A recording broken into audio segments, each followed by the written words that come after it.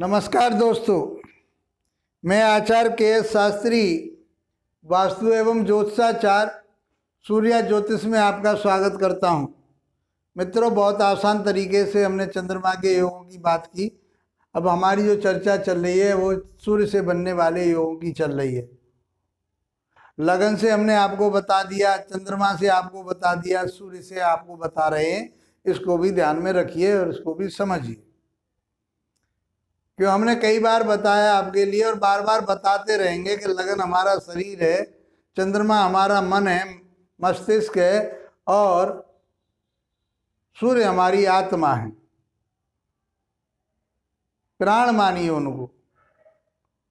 तो वो कैसे चलेगा शरीर जब उसमें प्राण ही नहीं होंगे? तो इसलिए चंद्रमा को भी समझना बहुत जरूरी है। लगन को समझना तो अति आवश्यक है, लेकिन लगन के साथ चंद्रमा को भी देखना बहुत जरूरी है और सूर्य को देखना भी बहुत जरूरी है। इनसे उस व्यक्ति के मानसिक स्थिति का, आत्मबल का सब कुछ पता पड़ जाती है। जब ये मजबूत होंगे तो जीवन में वो व्यक्ति उन्नति कर पाएगा, तरक्की कर पाएगा, मान सम्मान सब उसको प्राप्त होंगे, समाज में उसका एक अस्तित्व होगा। इसलिए इन योगों का पढ़ना और समझना बहुत जरूरी है। मित्रों, अध्याय 90 में 90 में आप देखेंगे सूर्य से बनने वाले योग में दूसरा योग जो बता रहे हैं वो वासी योग कहा गया है। जैसे चंद्रमा के योगों को पढ़ा है, सेम उसी तरह से सूर्य के योगों की बात चल रही है।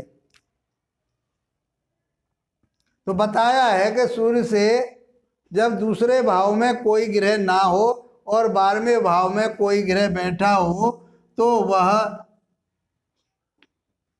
और वो ग्रह कैसा कोई भी ग्रह बैठा हो तो कौन सा वासी योग का निर्माण हो जाता है। सूर्य से दूसरे भाव में कोई ग्रह ना हो। हमने पहले में क्या बताया? बेसी में, बेसी योग जो बनना था उसमें द्वितीय भाव में बताया ग्रह बैठा हो और 12वें में कोई ग्रह ना हो। लेकिन वासी योग में बताया कि उसके दूसरे भाव में कोई ग्रह ना हो और उससे 12वें भाव में कोई ग्रह बैठा हो तो यह वासी योग का निर्माण होता है। इसमें भी हमको वही चीज देखनी है कि ये वासी योग तो बन गया, निर्माण हो गया इसका, तो क्या हमारे जीवन में अच्छा फल देगा?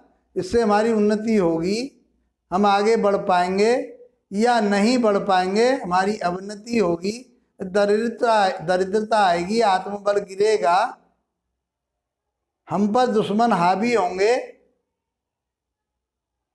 तो इस तरह की बातें हम किससे देखेंगे? उन ग्रहों के बलाबल से देखेंगे। इस सूर्य को बल कब मिलेगा? इस सूर्य को बल की बात चल रही है तो इसके 12वें भाव में कोई ग्रह बैठा हो और इससे दूसरे भाव में बल कोई भी ग्रह ना हो तो भी इसका वासी योग का निर्माण होता है और ये शुभ और अशुभ फल दोनों ही देगा। कैसे देगा? यदि इस सूर्य से 12वें भाव में कोई ग्रह अपने घर का बैठा हो, शुभ ग्रह बैठा हो, अपनी उच्च राशि में बैठा हो, अपने मित्र की राशि में बैठा हो तो इसको हम शुभवासी योग कहते हैं। अब शुभवासी योग में आप समझ पाए होंगे कि वो व्यक्ति उन्नति करेगा, तरक्की करेगा, मान सम्मान मिलेगा, स्वस्थ रहेगा, उसको धन लाभ होगा। वो जो जीवन में उसे जो चीज प्राप्त होंगी वो आत्मबल के आधार पर, बुद्धि विवेक के आधार पर वो सब कुछ प्राप्त कर लेगा। अब हम इसका थोड़ा, जो मैंने आपको बताया, सूर्य यहाँ उच्च का होके बैठा है और ये लगन में बैठा हुआ है तो शरीर तो इसका मजबूत हो गया, आत्मबल तो बहुत मजबूत हो गया। अब ये कैसे काम कर पाएगा? क्योंकि ये 5वें भाव का मालिक है, संतान इसके होंगी, संतान इसके होंगी, पहले पुत्र ही होगा। और यदि ये कहा गया है शास्त्रों में कि यदि उच्च का लगन में सूर्य बैठ जाए तो 3 पुत्रों की प्राप्ति होती है। आज के समय में ये चीज़ें फलित नहीं हो पाती, क्योंकि हम दो, हमारे दो की चर्चा चल रही थी, अब तो एक की ही चर्चा चल रही है कि हम दो और हमारा एक, ऐसी धारणा चल रही है। तो हम इस बात को ज़्यादा उसमें ना लेते हुए हम सूर्य की बात कर रहे हैं कि सूर्य यहाँ विवेक का मालिक है, संतान का मालिक है, तो उसमें संतान भी प्राप्त होंगी। उसको अपनी विवेक ज्ञान के आधार पर वो उन्नति, तरक्की और अपने आप को समाज में अपना स्थान अच्छा बना पाएगा। दूसरे भाव में कोई ग्रह नहीं है, उसके 12वें भाव में शुक्र उच्च राशि में बैठा हुआ है। शुक्र दूसरे भाव का और 7वें भाव का मालिक है, तो यहाँ के फल देगा। वो धन कमाएगा, खूब अच्छा धन कमाएगा, विदेश में जाएगा। ये 12वां भाव विदेश का भी है, सैया सुख का भी है। पत्नी का भाव ये 7वां कहा गया, तो यहाँ का भी स्वामी है शुक्र।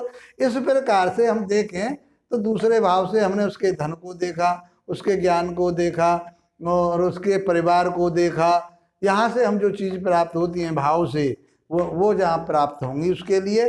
यहाँ से पति और पत्नी को देखते हैं 7वें भाव से, तो यदि ये पत्नी की कुंडली है, स्त्री जातक की कुंडली है, तो उसका पति विदेश में जा करके खूब उन्नति करेगा, तरक्की करेगा, धन कमाएगा, सब कुछ कर पाएगा। यदि ये जातक की कुंडली है तो यहाँ से स्त्री विदेश जाएगी, उन्नति करेगी, तरक्की करेगी, सुंदर होगी, सैया सुख प्राप्त होगा, धन प्राप्त करेगी खूब। ये आप समझ पाए होंगे, क्योंकि हमने कई बार बताया और ये बार बार रिपीट होता रहेगा। ग्रह कहाँ का फल देता है? अपने घर का फल देता है। जिस भाव में बैठा होता है उसका फल देता है। ये जो चीजें अपने माइंड में रखिए। जिस भाव का स्वामी है ग्रह, उस भाव के फल देता है। भाव के फल आपको हम बता चुके, प्रत्येक भाव के 12 भाव के फल आपको बता चुके हैं। तो वो अपने भाव के फल देगा, और वो जिस भाव में बैठा है उस भाव के फल देगा। अध्ययन में आपको हम बता चुके हैं, जिस ग्रह के साथ बैठा है उस ग्रह के भी फल देगा। वो ग्रह जिस भाव का स्वामी है वो भी फल प्राप्त होंगे।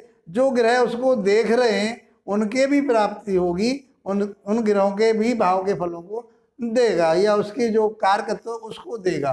तो ज्योतिष को धीरे धीरे आगे की तरफ को बढ़ते चलिए। ये सारी चीज़ें लगाएंगे, जब पूर्ण विश्लेषण होगा तो बहुत आसानी से आप उस व्यक्ति के बारे में आप बता सकते हो।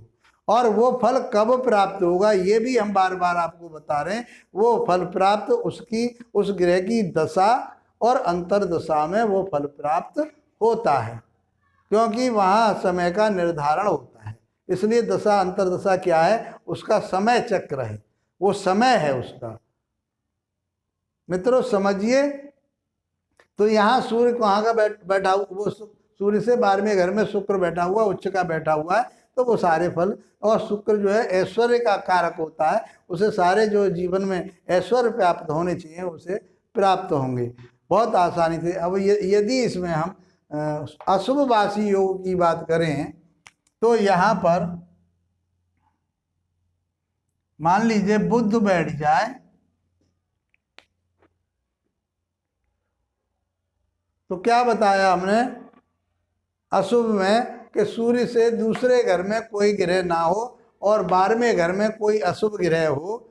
अशुभ ग्रह का अर्थ आप समझ लीजिए कि वो नीच राशि का हो, शत्रु क्षेत्री हो, तो वह अशुभ फल देता है और उसका जो शुभ फल था वो प्राप्त नहीं होता।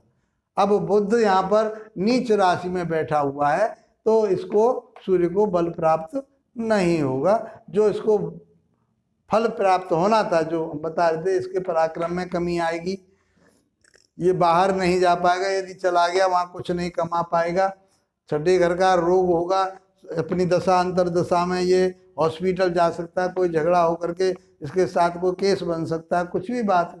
तो 12वें भाव से क्या देखते हैं हम? यहाँ से हम देखते हैं व्यय भाव है ये, कोर्ट कचहरी मुकदमा थाना दरबार और हॉस्पिटल, ये सब चीज़ हम 12वें भाव से देखते हैं। तो ये अशुभ होकर के बैठा है तो इन सारी चीज़ों का ये बढ़ाएगा, उन चीज़ों को देगा, तो इसके लिए हानिप्रद हो गया इस जातक के लिए। उच्च का होकर के भी यहाँ सूर्य बैठा हुआ है, फिर भी इसमें गिरावट आएगी। आप समझ पाए होंगे कि अशुभ और शुभवासी योगों का निर्माण किस तरह से होता है और ये सूर्य से होता है। इसी के साथ आप लोगों का धन्यवाद और नमस्कार।